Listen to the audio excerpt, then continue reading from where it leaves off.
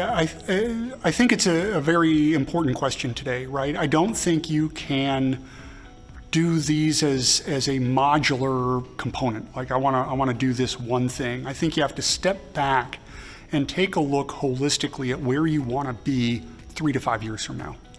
One of the biggest mistakes I see companies making right now is they want to solve today's specific problem with some sort of AI knowledge management solution. And the issue we're going to run into is as they do these point solution components going forward, is you're going to have many of these point solutions over time that you're then going to have to somehow stitch together. And that's not going to work. We have seen this over and over again in technology, where we've attempted to solve today's pain with a quick fix. And it winds up becoming a combination of these quick fixes that winds up becoming even more difficult to untangle. I think the most important things for thought leaders today is to step back, take a deep breath, and map out what you want the solutions to look like 3 to 5 years from now, holistically, across your entire environment. Because those are the types of solutions that we're going to have to think through, because the true power of AI, the true power of knowledge management comes through scale. It does not come through a point solution. You have to look at this problem systemically, not as a point problem.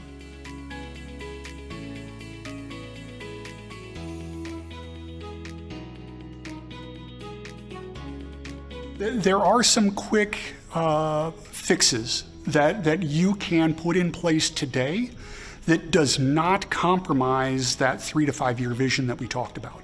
So a couple of point places where we can assist agents in wrapping up a call, for instance. Auto call summaries and AI are beautiful pairings together.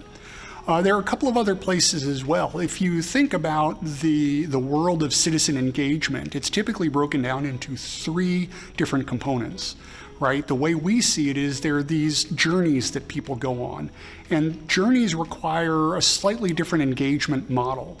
And we can put AI components into these journeys very easily today. Think about a journey as Medicaid and Medicare enrollment, re-enrollment, college enrollment, ironically enough, where you ask a citizen or a student for some documentation. From that documentation, you have to process it and come back and maybe ask more questions. Things along those lines are great one-offs to help solve in a very specific way some of these AI challenges, right? You can apply them to these specific instances without too many problems.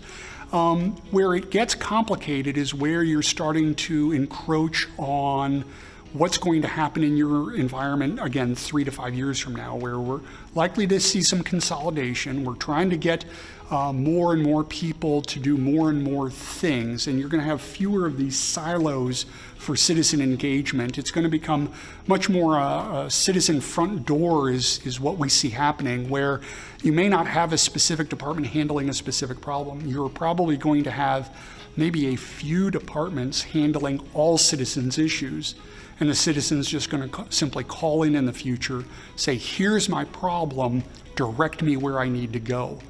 And AI, in theory, should be able to solve for a large percentage of these problems, or at least what it can solve for, and then allow the humans to really focus on the sensitive human topics, right?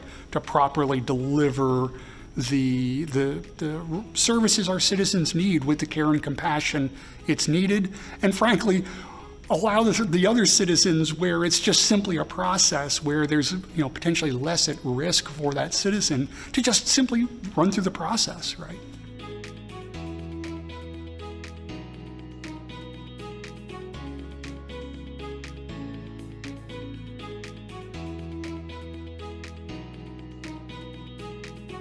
Look, government has got a lot of constraints in servicing the citizens today, right? For standard stuff, it's probably okay, but if you look at some of the recent events, the FEMA example is a great one, where about half the FEMA incoming calls couldn't be answered just because it was a disaster. You had this sudden emergency pop up, and the infrastructure wasn't built for it, right? This is not something that they were prepared for. If you think about what AI can do in the future for you, is you can build and automate an awful lot of the initial response very quickly. And then it's frankly a matter of making sure that as you design your environment, you ensure you can scale quickly when needed, where needed. COVID is another perfect example where we had to, in some cases, scale overnight to help manage the demand that was coming at us. These events are going to happen again in the future. And if you design your systems correctly with the right thought at the beginning and the right tool set underneath to scale 2, 3, 4, 5x, if you do that up front, it's much easier than trying to slap a Band-Aid on in the back end. How does this affect the citizens? Well, suddenly during these events, instead of getting busy signals, instead of getting really bad press, instead of getting sort of the negative reactions that you frankly may rightly deserve from the citizens, you're actually servicing them when and where they need to be serviced. And you're allowing the technology that we have today to help address those concerns and at the very least get people started, get them heard, and where we need to focus on those urgent situations, that's where we can divert the humans directly to the most critical spots that are needed.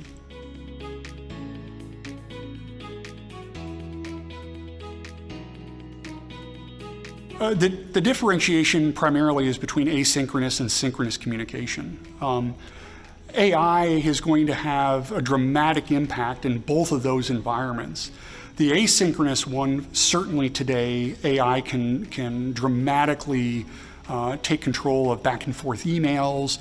It can help suggest great answers to human agents where needed, or in a lot of cases, it can process the information for simple information requests by itself.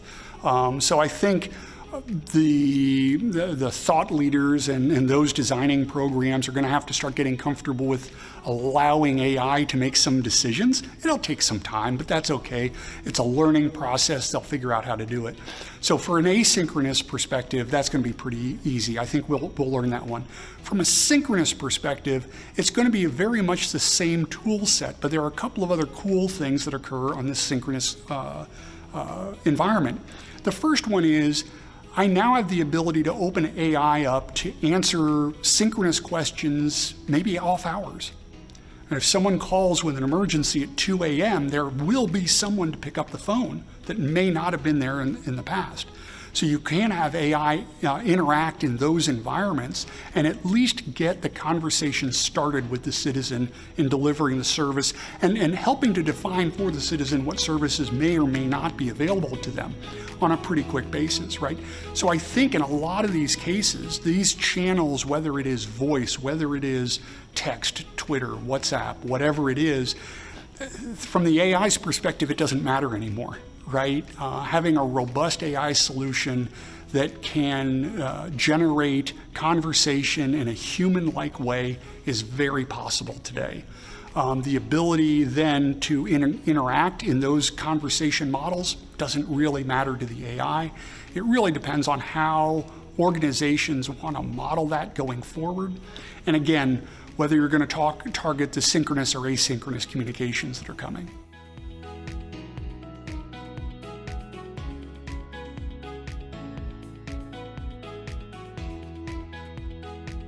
Look, in all honesty, it's access to higher level conversation. This is not about setting up a booth to sell some product. This is about access to thought leadership and crafting policy for years to come. That is the benefit I see at the architectural level, at the strategic level for engaging in events like this, is the opportunity to reach out and talk directly to those that are influencing that strategy inside their own organizations.